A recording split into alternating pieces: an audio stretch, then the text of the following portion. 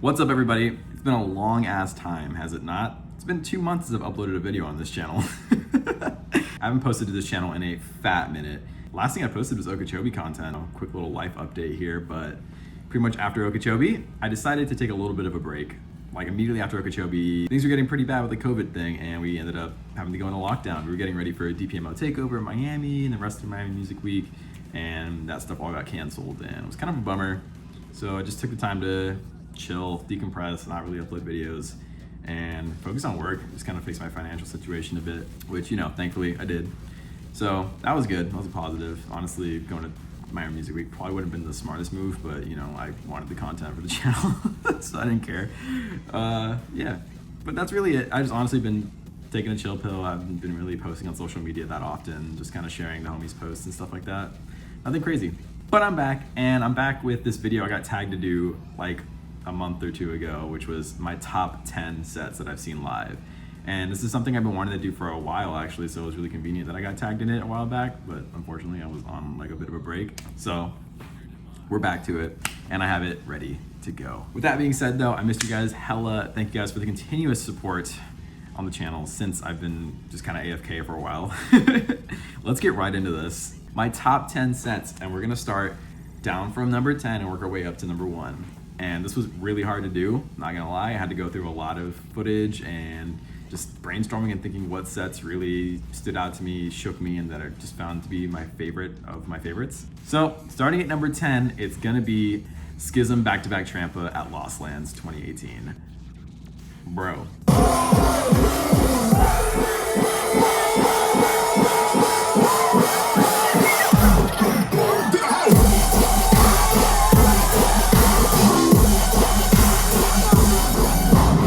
That set was crazy. I had always wanted to see Schism, and Trampa was still one of my favorite artists to see just as a producer and as a DJ.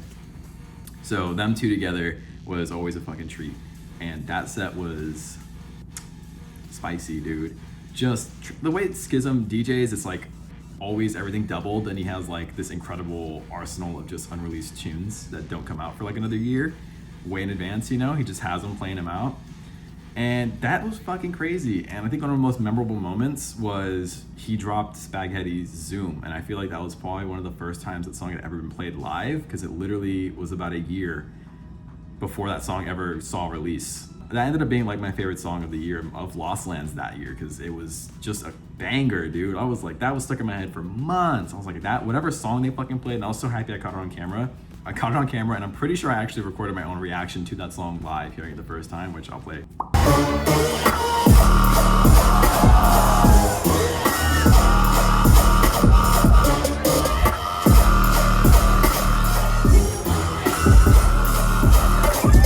That shit was so fun. Like, that song was crazy, and that whole set was just bonkers. That was honestly too probably the last time that I rode the rail like hard as fuck.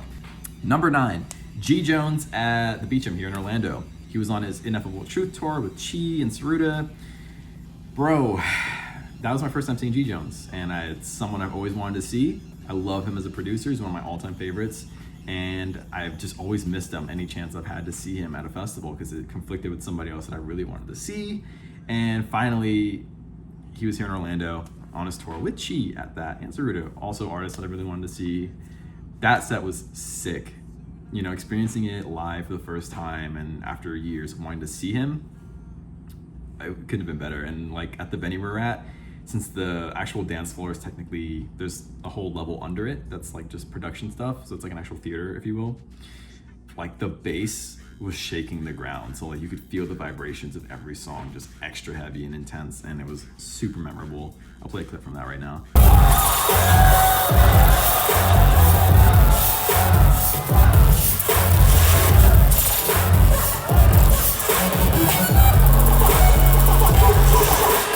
Next up at number 8 is RL Grime at Buku.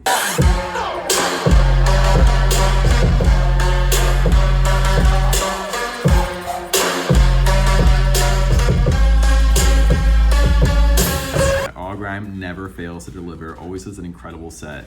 This was super memorable, and at Buku at that, it was really good. Being pretty much dead center and like on the little plastic thing that like keeps the cable safe that you can stand on, that gives you like an extra inch, was a big plus. Awesome, great set, awesome performance, visuals, much needed, and honestly still one of my favorite sets and favorite videos that I've done. So if you want to watch that, feel free. At number 7, this one actually also was at Buku this past year, which was Getter's Visceral set. So this is like one of the last Visceral sets that actually happened, and it was beautiful. I almost cried. I remember getting really teary-eyed during some of the drops just because like you can tell how happy he was to be able to play this, and people were actually positively receiving it, and it was just beautiful. You could tell there's a lot of heart and emotion and passion put into that, and I absolutely loved it.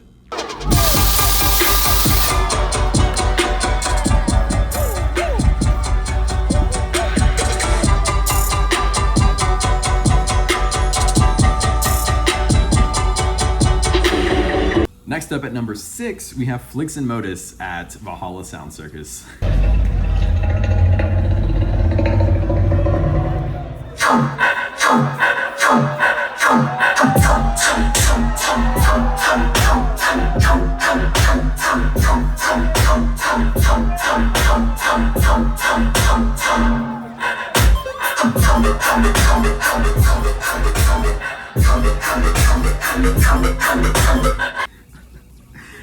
Boy, was I not ready for that set, yo.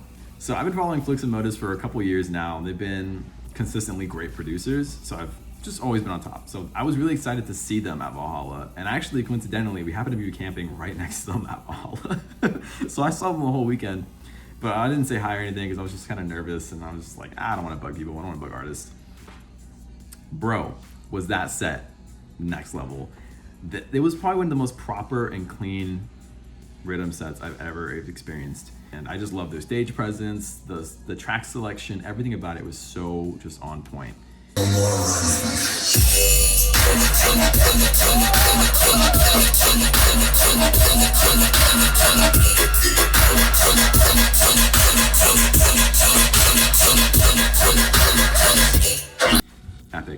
Epic set, and I became even bigger fans of them after seeing that, and I was so excited that I got to see them again recently in Northern Invasion.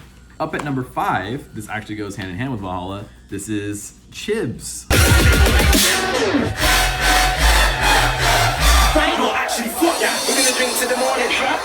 Monsters!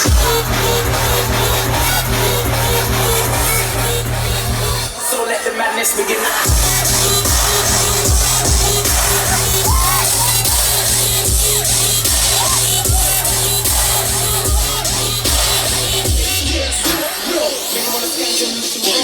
Never thought I'd be able to see Chibs live in person, and Valhalla, we got to experience Chibs. That set was legendary. Like seeing Chibs live in the flesh, the whole crowd was just dancing, skanking, jumping, just having a fucking awesome ass time, you know. And the beautiful thing about that crowd was that almost no one there really has their phone out. Like I felt weird having my phone out because, you know, that's why I record everything on my phone. I stood out like a sore thumb, but honestly, I'm so glad I recorded that, and just being able to relive that set whenever I want is the best thing ever. And if you haven't seen that for whatever reason, please go watch that, because that set was crazy. Up at number 4, we have Funcase at Lost Lands this past year, 2019.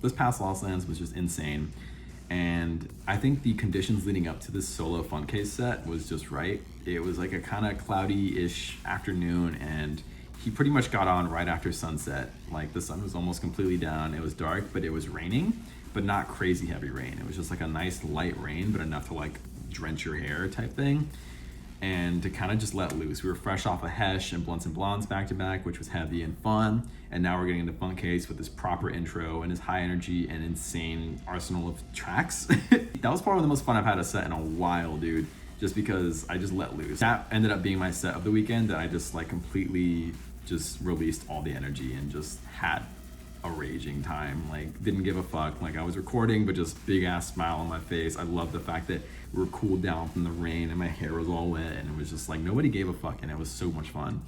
This next one now, one I was so excited to see, was Onyx at Northern Invasion this year in February.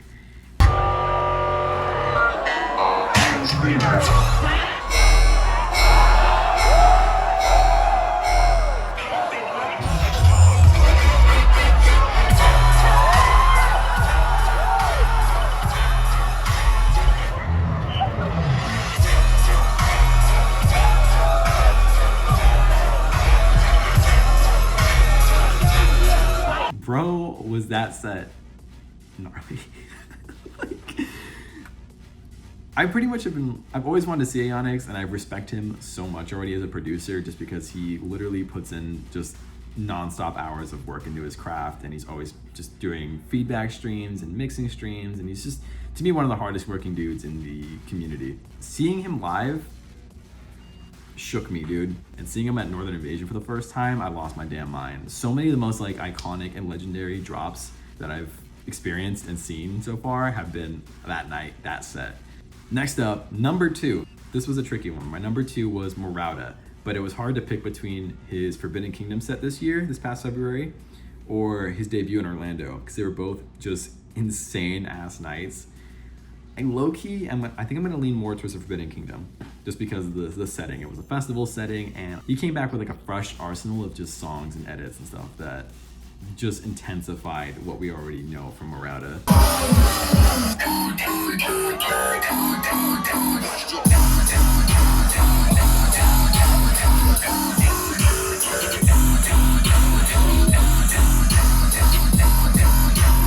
That set was ridiculous. That's one that I still like rewatch every now and then, just because of how ridiculous it is, and every now and then I'm like, I don't like, how the fuck did I live? I'm pretty sure that like that after that set I was done, dude. Like I was wasted, just drained of energy. Like I let it out all there. That was the one I was most excited for. That was my favorite set of Forbidden Kingdom this past year. I so glad I caught so much footage of that set, yo. I lost my voice at that set too. So that set was crazy. Full send it. One of the best sets I've seen ever. Now, for my number 1 slot. This was hard, but after a lot of thinking and considering and debate, one set really just sticks out to me still, even after almost a year now. It still like rattles me down to my core, just how insane it was and how like I felt emotionally listening to it and experiencing that set live. I'm gonna give this number 1 spot to Blank Face Back to Back to Force at Valhalla Sound Circus 2019.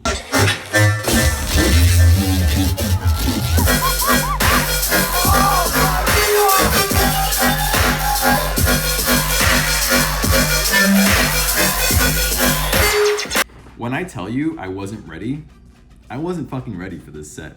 Like right before they got on, Monks was on stage, and I had just came back from campsite, and I saw Shivers on the stage, and I lost my mind because I love Shivers. I had no fucking idea, for whatever reason, my ignorant ass had no idea that Shivers was a part of the Force. And up until Valhalla, for the last like 2 months, I was listening to the DeForce Valhalla mix that they did, like their little Road to Valhalla mix, on repeat every day on the way to work, or just when I'm out and about, or even like before bed, just because like it was lit, and there was a couple songs specifically that just brought me back to that mix every time. So I was dumb excited to see DeForce, and then finding out that Shivers was in DeForce, and not to mention they last minute changed it to Blank Face Back to Back DeForce, which I love Blank Face a lot.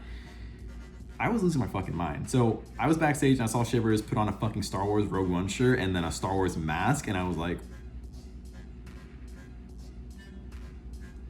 fucking speechless. I geeked and immediately was like, I gotta go. I need to go back into the crowd now. And I sprinted back to the crowd, got my spot, and then they got on, lights went dim, and then the Star Wars like heavy breathing and just like Star Wars theme just came on. And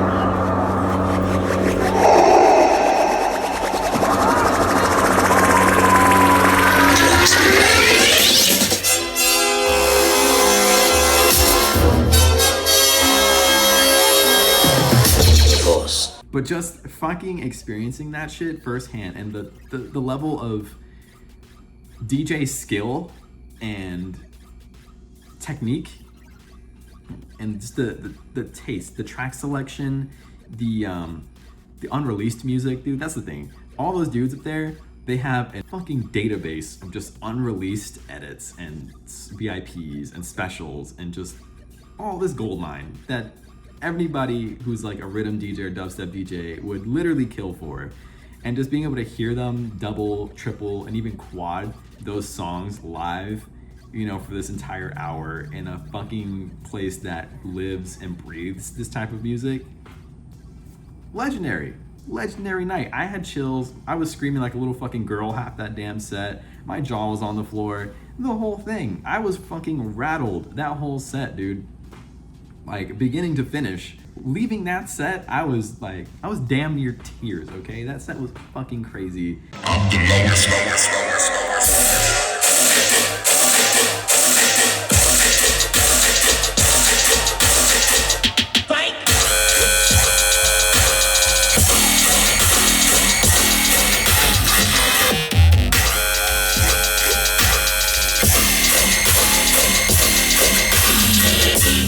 That is literally my number one set. Blank Face back-to-back to Force. If you haven't seen that, please watch it. Just watch it. Please watch that. With that being said, those are my top 10 sets that I've seen live as of now, May 2020. You know, maybe we'll do an update in the coming year if shows happen. We'll see. Thank you guys so much again for the countless support that you guys have given me even while I was away for 2 months. Watching my videos. We actually hit 2,000 subscribers while I was taking a break, and I actually have a 2,000 subs mix coming out really soon. It's pretty much done. I might get some watermarks done for it. We're just doing some final EQ and stuff on it. That's really it, and then I might get a visualizer done this time for it. We'll see. If you guys made it this far, I love you. Please like, comment, subscribe, the whole deal. You guys know what's up. If you don't already have the notification bells on, put those on as well. I hope you guys are having a good time, you know, in these quarantine times, enjoying the live streams that have been going on. They're crazy. If you follow me on Facebook or Twitter or Instagram even, I do share a lot of those live streams so you guys know what's going on. You can watch the homies throw down. There's literally crazy live streams going on like every other day still. It's been awesome. Again, thank you so much. I love you guys, and I'll see you guys soon. Yeah, we're gonna do it to the morning. I'm sure it isn't.